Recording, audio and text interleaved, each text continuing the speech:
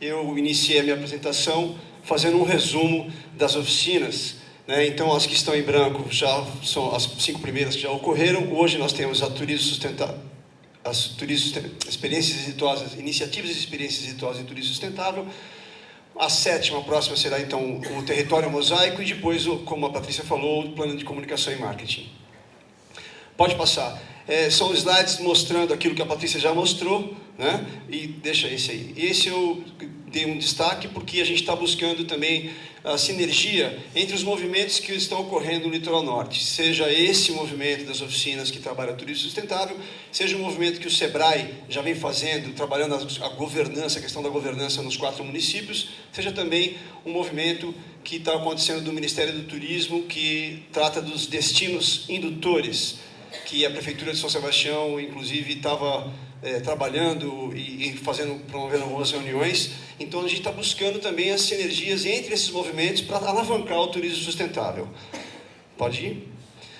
Porque, para quê tudo isso? Aquilo que a Patrícia falou e o que a gente está buscando unir essas iniciativas. A ideia é que na próxima oficina a gente trabalhe, então, o território mosaico.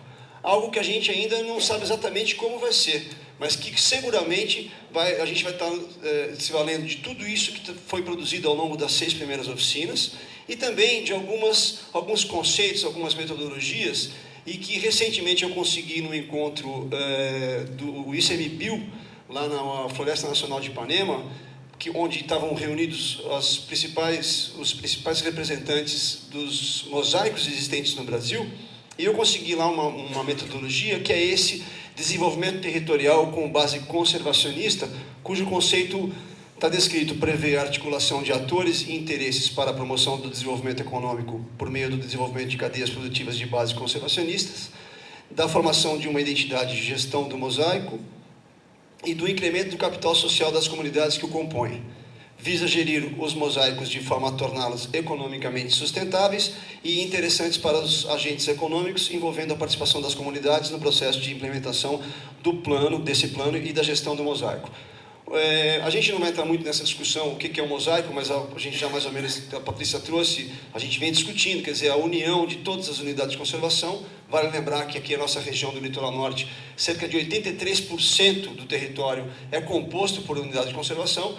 Então, a gente está na linha também que foi apresentada, o próprio Gustavo apresentou, que a Patrícia descreveu, né? Quer dizer, o território e as unidades de conservação induzindo, né, de alguma forma, as economias criativas, as economias sustentáveis, e é isso mais ou menos, então, que a gente tem a nossa tarefa daqui para frente, nos valendo de tudo que já foi produzido para a próxima oficina, é mais ou menos isso. Então, pode passar o próximo slide, mais um clique, por favor.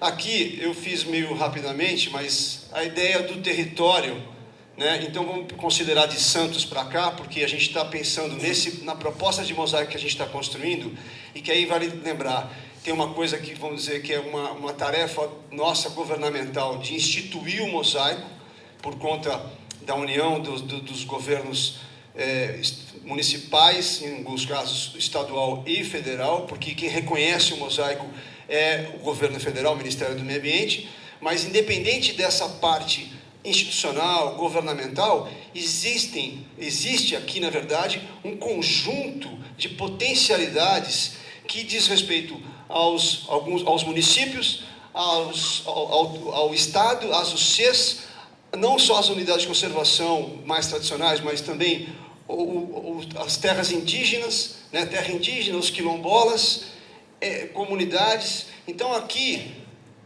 dá para a gente ter um panorama, né, em conexão com o Mosaico Bocaina, né? Temos aqui o representante do Parque Nacional da Bocaina, o Chico Livino, que veio também trazer a experiência que ele trabalha lá com a Prefeitura de São José do Barreiro e com livre iniciativa. Então, se a gente pensar dentro daquilo que já foi eleito, já foi escolhido por nós mesmos nesse processo, que a gente pode pensar e eleger para cada setor algumas potencialidades, e a partir daí a gente focar nisso e ela tentar de alguma forma alavancar isso. Então a ideia é que na próxima oficina a gente discuta as estratégias do território. Quais são as nossas estratégias para alavancar essas iniciativas? Então aqui está um pouco uma descrição do que a gente tem potencialmente já ocorrendo. Então, observação de pássaros e cetáceos, por exemplo, aqui na ESEC Tupinambás, que é a Alcatrazes, né, a estação ecológica que está tentando se transformar num parque nacional. A Kellen, que é a gestora de lá, tem nos contado que eles fizeram duas incursões, duas saídas para observação de cetáceos. A quantidade de gente que já tem fila de espera para fazer essa atividade é enorme. O Gerhard, que representa aqui o parque, ou melhor, a ESEC Tupinambás, o ICMBio, pode depois até relatar isso, porque é um mercado potencial. Da mesma forma, lá na Laje de Santos já tem um mercado enorme de mergulho, com uma cadeia produtiva incrível, né? Então, assim, pensar nas diversas potencialidades, seja então a observação de aves e cetáceos, turismo cultural, gastronômico e de natureza, o extrativismo vegetal. Nós vamos hoje, então, vai ter apresentação sobre o roteiro gastronômico do Cambuci, né? A experiência com o Jussara, o pessoal de Ubatuba, a maricultura, mergulho livre e autônomo, e esse setor aqui, por exemplo, que reúne Núcleo Caraguatatuba, Núcleo São Sebastião, Salesópolis e a Ilhabela, Parque Estadual da Ilhabela, também Estrada Parque, e toda a Serra do Mar está sendo estruturada, as trilhas estão sendo estruturadas, as trilhas foram diagnosticadas, onde a observação de pássaros aparece com um potencial enorme. Então, enfim, é só para a gente visualizar quais são as potencialidades, porque nós vamos ter que trabalhar isso de forma organizada, com método, para a próxima oficina. Pode passar. E aí um pouquinho, né, só para a gente imaginar, volta um pouco, imaginar quais são as atividades. Pode passar? E também alguma coisa sobre esse método do desenvolvimento territorial com base conservacionista. Então, o extrativismo de produtos da floresta, né? A pesca, o ecoturismo, recuperação de áreas degradadas e atividades de pesquisa e bioprospecção. Quer dizer, são todas atividades que têm potencial forte aqui na região. Pode passar? Objetivo geral, um pouco de que já foi dito aqui, pode passar, eu que não quero me alongar. Alguns desafios, premissas: apropriação do processo pela sociedade local, inserção de temas sustentáveis na economia local, busca de identidade regional, incentivo a economias sustentáveis, inserção das UCs no contexto econômico e ambiental regional, e divulgação das UCs e possibilidade de novos arranjos de gestão e economias sustentáveis. Regulamentação do território marinho e costeiro, manutenção da biodiversidade associada, proteção das comunidades isoladas, conservação do patrimônio histórico, cultural, material e imaterial regional, e readequar a dinâmica do território a um novo contexto econômico. E o Fabrício já chegou, não? Não.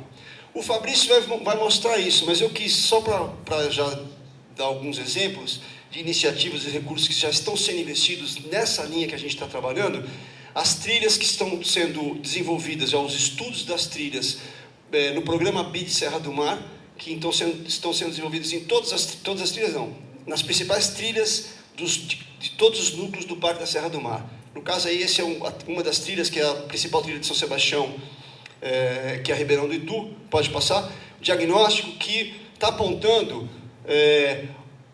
as potencialidades, então as cachoeiras, os atrativos, né? No caso também está sendo desenvolvido para a Praia Brava de Boiscanga. Pode passar. O sítio arqueológico São Francisco, que é conhecido de todos, acredito que tem um potencial enorme, que também é um dos atrativos que estão sendo diagnosticados e que vai receber infraestrutura para o desenvolvimento de turismo sustentável. Pode passar. Birdwatching, que temos aqui o Carlos Riso e toda a experiência de Ubatuba, já os números são impressionantes, e todas as trilhas, todas que foram diagnosticadas, apresentaram esse como um potencial incrível.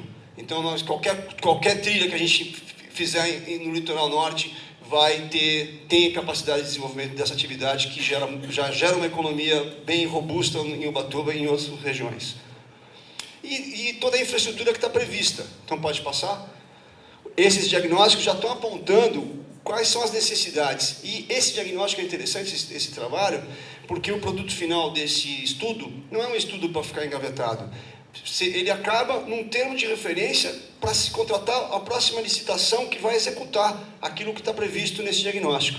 Então já tem uma sequência, quer dizer, não é uma coisa que vai parar no meio do caminho. Com dinheiro do BID, então a gente está aí prestes a estruturar as trilhas do Parque da Serra do Mar, algo importante que até hoje ainda não aconteceu. Pode ir?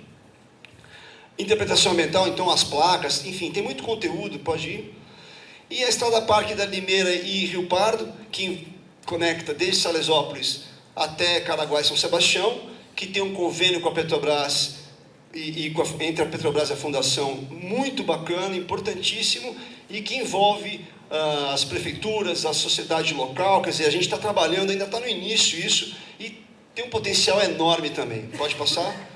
Aí, alguns lugares mirantes da Estrada Parque, ali é um traçado de Limeira, no caso de São Sebastião, e a ideia de Estrada Parque, indutora de implantação de uma rede de negócios sustentáveis, os clusters, né, com as empresas, as OCIPs, o poder público, a mídia, e sempre trabalhando com o conselho consultivo.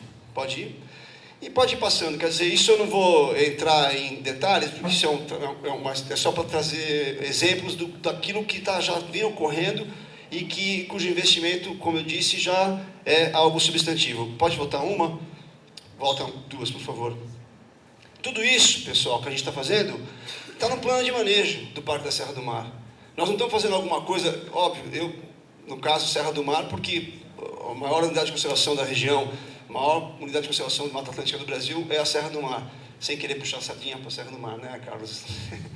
Mas as outras unidades de conservação, a Ilhabela, o Parque Estadual da Ilhabela, também no seu plano de manejo, também prevê, por exemplo, esse tipo de atividades, fazer parcerias, integrar a unidade de conservação ao contexto local, regional. Então está tudo muito embasado, fundamentado, e o que significa que a gente tem como avançar com bases legais, né? Mais um, que é plano de manejo ainda, né? Parcerias, relações institucionais, quer dizer, está tudo muito encaixado, está no momento de execução. Pode finalizar? É isso. Obrigado, pessoal.